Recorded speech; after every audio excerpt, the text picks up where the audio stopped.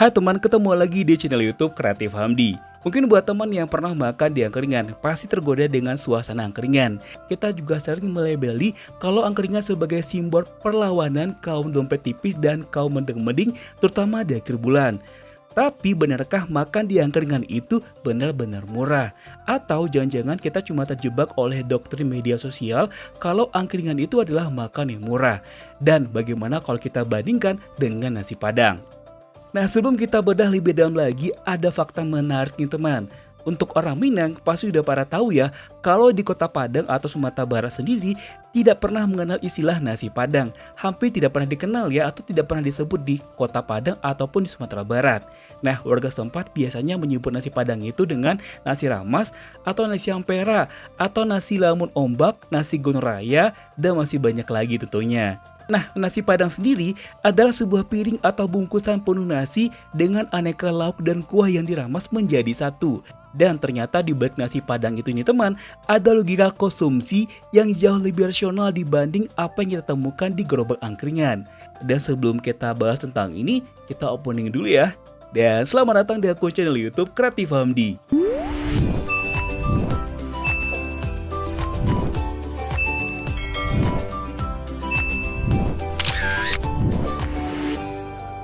Berikut alasan makan nasi Padang lebih masuk akal daripada makan di angkringan.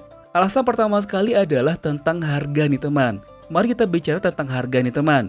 Di angkringan, harga sate mungkin cuma sekitar 3 ribuan atau sampai 5 ribuan. Nah, kelihatannya mungkin receh ya, tapi secara psikologis ini kayak jebakan.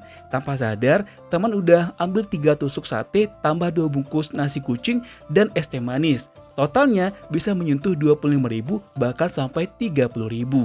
Nah, jika dibandingkan dengan nasi Padang dengan nominal yang sama, katakanlah 25.000, teman sudah bisa dapat porsi nasi yang jelas seperti proteinnya ada ayam, daging atau ikan, sayur-sayuran, kuah dan sambal yang pastinya bisa bikin kita udah kenyang nih teman. Apalagi beli nasi Padangnya dibungkus atau take away. Cocok banget buat anak rantau apalagi di akhir bulan nih teman. Hal ini pun mungkin jarang disadari oleh banyak orang. Masih banyak orang yang beranggapan kalau nasi Padang itu adalah makanan yang mahal.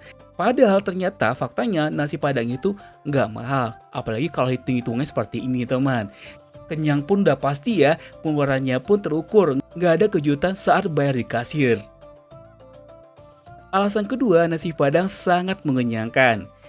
Tujuan utama kita makan tuh kan kenyang ya, bukan sekedar mengganjal perut. Nah, di sini nasi Padang menang telak.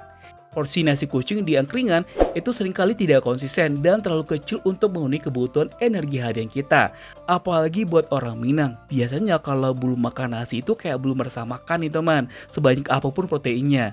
Nah, kalau nasinya sedikit itu kayak belum berasa makan ya. Dengan nasi kucing udah pasti nggak berasa mengenyangkan gitu.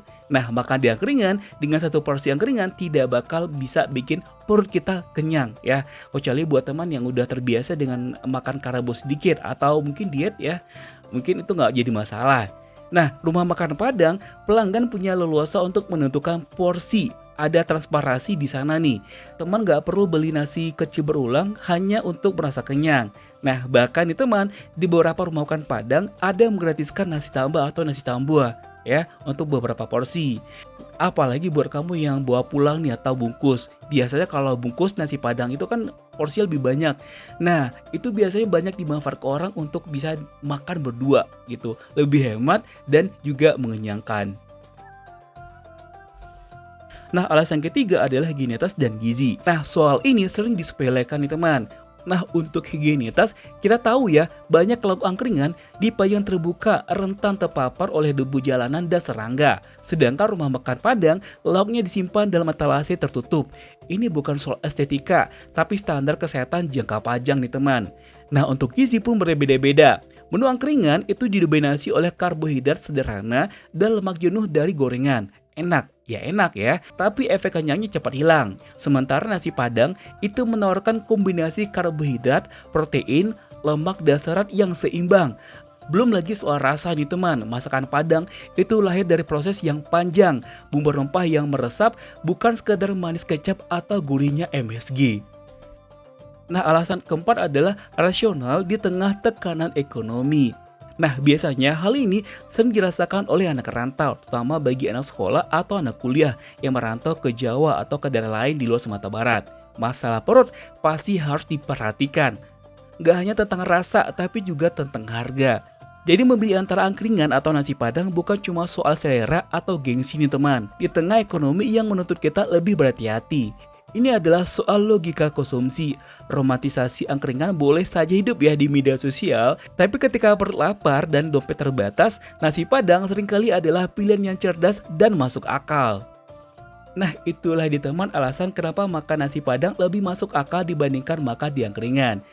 Nah, gimana nih menurut pendapat teman? Apakah lebih memilih vibe angkringan atau kepastian nasi padang? Silahkan tulis di kolom komentar ya. Tapi kalau menurut aku sih tergantung ke pribadi kita masing-masing ya. Karena semua ini kembali ke selera atau ke prinsip masing-masing. Sebelum kita close video ini seperti biasa, kembali kita ingatkan teman untuk support channel ini dengan cara tekan tombol subscribe, aktifkan juga tanda loncengnya. Dan jika menurut teman video ini menarik dan bermanfaat, bantu kami untuk share ke sosial media yang teman punya, agar channel ini bisa semakin berkembang dan tentunya kita bakal lebih bersemangat lagi untuk memberikan video menarik lainnya. Akhir kata, assalamualaikum warahmatullahi wabarakatuh. Sampai ketemu di video selanjutnya. Jangan lupa bahagia dan jangan lupa juga untuk melakukan satu kebaikan untuk hari ini. Bye bye.